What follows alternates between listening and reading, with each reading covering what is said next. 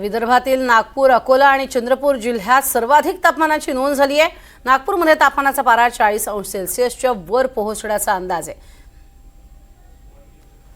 आणि याचा आढावा घेतलाय आमचे प्रतिनिधी प्रवीण मुधोळकर यांनी।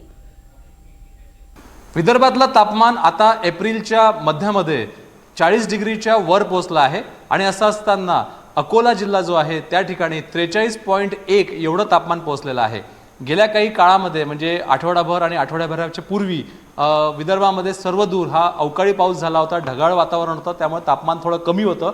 पण आता 2-3 डिग्रीपेक्षाही जास्त तापमान जे आहे ते गेल्या काही काळामध्ये वाढलं आहे आणि 40 डिग्रीपेक्षाही जास्त तापमान विदर्भाच्या विविध जिल्ह्यांमध्ये आहे।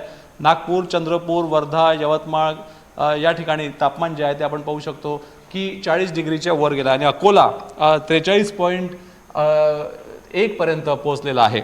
या संदर्भात बोलण्यासाठी प्रादेशिक हवामान विभागाचे शास्त्रज्ञ श्रीकांत TS माझ्या सोबत है, त्यांना विचारूया। सर, क्या बताएंगे आप, जिस तरह से राइज हुआ है 40 के ऊपर गया, अकोला 43 के ऊपर है, कहाँ तक ये बढ़ेगा?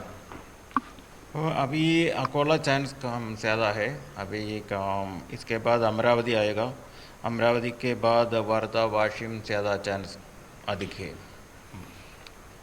सर, विंड की स्थिति अगर देखी जाए तो कारण क्या लग रहा है आपको कि किस कारण से ये अप्रैल में अब तक टेम्परेचर कम था, थोड़े बादल वगैरह थे, अभी 2-3 डिग्री से बढ़ गया, कारण इसका क्या बताएंगे? मोर और less this is a season of hotness और ये सीज़न विंड का मोर और लेस एवरेज विंड नॉर्थर्ली रहेगा। Northerly wind is always hot and dry, so वो विंड के सिंग से हमारे विदर्भ साइड ज़्यादा हॉट रहेगा। ये सीज़न ऐसा है, हॉट सीज़न है, इसलिए वो विंड के हिसाब नॉर्थर्ली से इसलिए हॉट हो रहा है।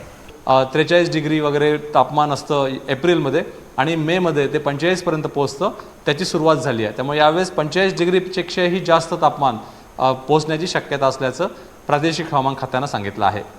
व्हिडिओ जर्नलिस्ट विनय शुक्लासह प्रवीण मुधोळकर, NDTV मराठी, नागपूर।